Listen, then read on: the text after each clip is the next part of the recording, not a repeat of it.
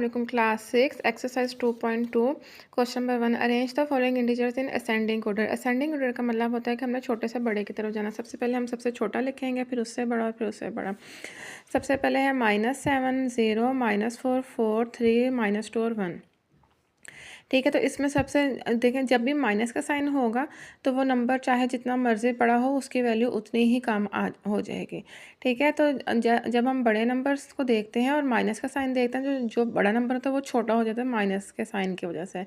तो अब हमने इन सब में सबसे पहले सबसे छोटा वाला ढूंढ के लिखना है। तो इसमें सबसे छोटा कौन सा है तो ज़ीरो, लेकिन ज़ीरो के बाद माइनस वाले भी दो आ रहे हैं, तीन आ रहे हैं, -2 -4 और -7।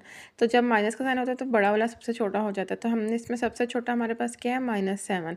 फिर अब हमारे पास माइनस वाला बन गया -4 और -2। तो इसमें से -4 छोटा है। ठीक है, फिर -2 हमारे पास आता है और फिर ज़ीरो।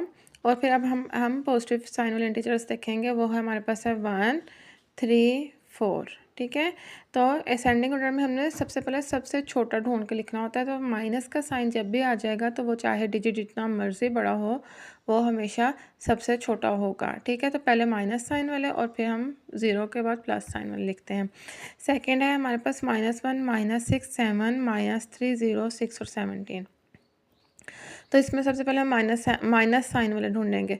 माइनस साइन 1 के साथ है और 6 के साथ है और 3 के साथ है।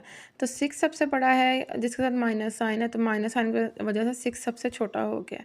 ठीक है, उसके बाद फिर अब -3 और -1 है, तो -3 छोटा है, फिर -1 है और फिर 0, फिर 6 7 और 17। ठीक है, हमने सबसे छोटा छोटा ढूंढ के लिखना है, जो सबसे छोटा होगा वो लिखना है, फिर उसको हटा देना है। फिर उसके बाद और सबसे छोटा कौन सा, -3, फिर उसको हटा देना और बाकियों में हमने देखना है कि कौन छोटा है।